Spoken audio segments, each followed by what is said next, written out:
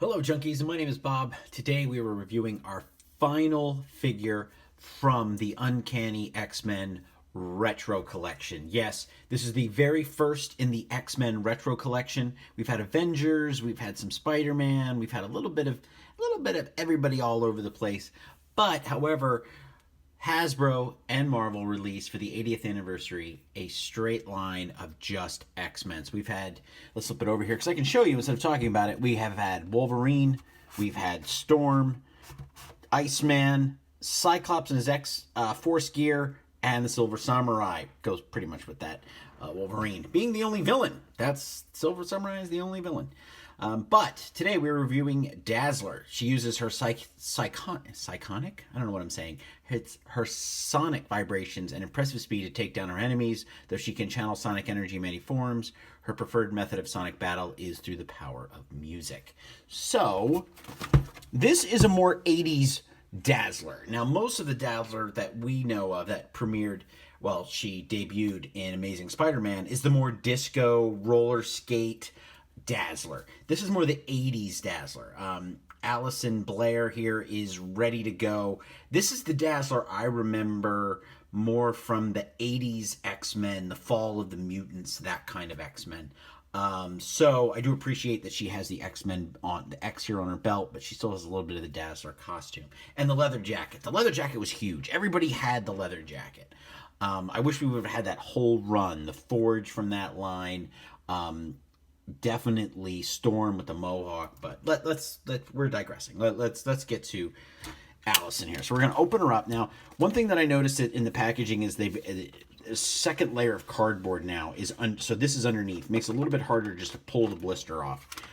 We've been cutting these off to kind of preserve the cardboard look. It's also been a lot easier to get it out of the plastic coffin. But I don't know why I'm doing this because lately, all the figures have just been opened and on full display. So as we see here in the plastic coffin, I'm already a little concerned because I have a feeling that she's also going to be a lot like Storm was. Very thin in the legs. She kind of flimsy when she's standing without a stand. I try to do all these without a stand. Because not everybody has stands, and you have 10 or 15 of these figures. You have 10 or 15 stands. You may, but probably not. So she does come with the, I like to call these the Marvel plastic rings that they put these with just about every character. Sometimes it can be really interesting. I think it works with her, but usually you see them with Doctor Strange, magic-wielding characters. They kind of put them out there, so it's kind of neat. But, hey, I like Dazzlers. So Allison is out. No plastic bands or anything on her. Belt is very nice. Hugs her hips. And we do got some nice extra little Dazzler details here. So we've got the star here, the star there. Got the red here to go with the bandana. So she's styling. You know, she's styling. I think her head is a little high. That might be one of my critics. Look how high her head is. Can I push it down further? No. A little bit. But it seems like her head is really, really high. So the jacket does not come off. You know, your criticism, my criticism may be different. I think when you have the jacket that comes off, you're tended to lose the jacket, but then you have to have different arms, and I don't know. Not loving. If you look here at the paint application here in her hands, hold on, let me try to focus. You can kind of see the blue is rubbing through. I haven't even really done anything with her yet, and the blue is rubbing through. So I do like these little gauntlets. I call them gauntlets, but they're just to add that illusion of she's wearing gloves. I like this. They've been doing this with a lot of figures. If we bring him in here, the Wolverine has the exact same thing. So we've been doing this a lot lately. I think it really adds an extra dimension to the character. So let's see if she'll do an instant pose. She doesn't feel as flimsy as Storm. So, and why I bring that up is Storm is very top heavy, where Allison here, the Dazzler, does not look nearly as top heavy. So there's an instant pose for you, junkies, and she went right down. So now I've noticed that I think I'm gonna have to put like some sort of board underneath our little display thing here because they tend to fall backwards a lot. But we've had other characters stand straight up, and now she's up. I'm gonna zoom in a little bit here and give you a better look. So she looks good. I mean, it's a great likeness of the character. The hair here, the different colors. We really do have that like rock and roller 80s, like Pat Benatar kind of look going on here. I mean, if you wanted to make a Legend of Billie Jean figure, you're pretty much there. Let's add her accessories here and see what happens. See if the weight, if there's any kind of balance here. A little bit all over the place with some of these designs and how they should really look. Not really big on the plastic hands. On the magic wands, these color things that they seem to add.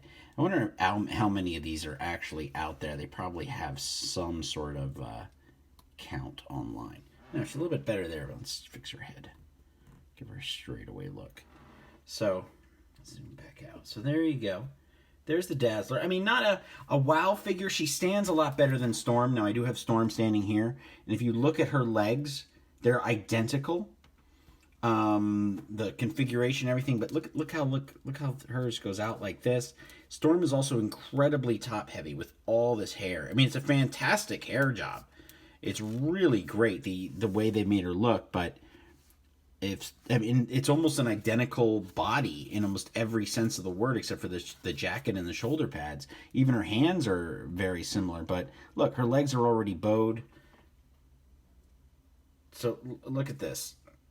This is holding her up. This is more secure. I don't quite, actually the hips are a little bit different. These are a little bit closer in and hers are a little bit narrower down. So I really wanted to like the Storm. She's such a hot figure right now, but really just, maybe it's the one I got. That does happen. We did have a living laser once who he just did not want to do anything. I've been telling a lot of people, if you do get Storm, leave her in a package, unless you have that little clamp that makes her fly. But the Dazzler, actually, she's looking pretty cool. I'm digging her. I'm digging her. So let's put her with the rest of the crew here. So we got Cyclops. Give you kind of a scale here. We got Bobby Drake, the Iceman, who's very similar, except for the head, to the Silver Surfer. And the hands. And the paint application is a little bit different, but body sculpt is very similar. And then let's do a full on. Put him at the front of the pack as he usually is. So kind of gives you a sense of the team here that you get with these heroes. So